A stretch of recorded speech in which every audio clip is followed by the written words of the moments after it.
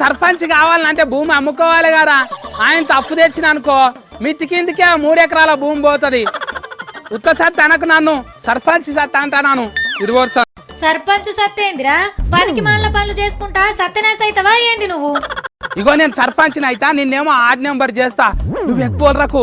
మన ఊరు ఎవరన్నా నిన్నారనుకో వాళ్ళు కూడా నాకు పోటీకి వస్తారు. సర్పంచ్ అంటే అంగట్ల సంతరాలు కొనుక్కున్నట్టు అనుకుంటున్నావారా? ఎలక్షన్లు రావాలి, నీకు ఓట్లు వేయాలి, నువ్వు గెలవాలి, ఎంత పెద్ద కథ ఉంది.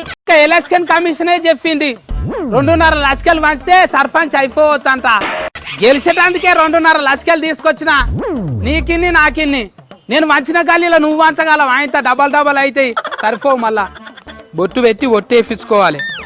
అమ్మతోడు, నాయనతోడు, దేవునితోడు అంటాను, భూమితోడు అంటాను, నీళ్ళ మీద ఒట్టి అన్నిటి మీద ఒట్టేపించుకోవాలి. అట్లా కాదురో, అడ్డేడు పులుసు మింగటోడా, అవి సర్పంచ్ ఎన్నికల ఖర్చురా. ఆయనతో తెలియదా? నేను కూడా ఖర్చులకే ఇస్తున్నా.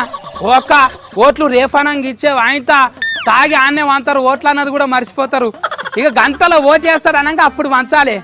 రిమ్మ మీద పోయి మంచిగా వేస్తారు. మనకి మన ఊళ్ళో మొత్తం 1800 మంది ఉన్నారు. 2.5 లక్షలు అంటే ఒక్కొక్కరికి ఎంత పడుతుంది అక్క? ఎక్కేసేదేమున్నదిరా, 2.5 లక్షలు పైసలు, 1800 ఓట్లు. నపరో ఇంత వంచితే 138 రూపాయల 88 పైసలు రా. బా చూసినావా సత్తి గారు, 138 రూపాయలకే ఉత్త సత్తి పోయి సర్పంచ్ సత్తి గారు అవుతున్నాడు. నీకైతే చిల్లర పైసలు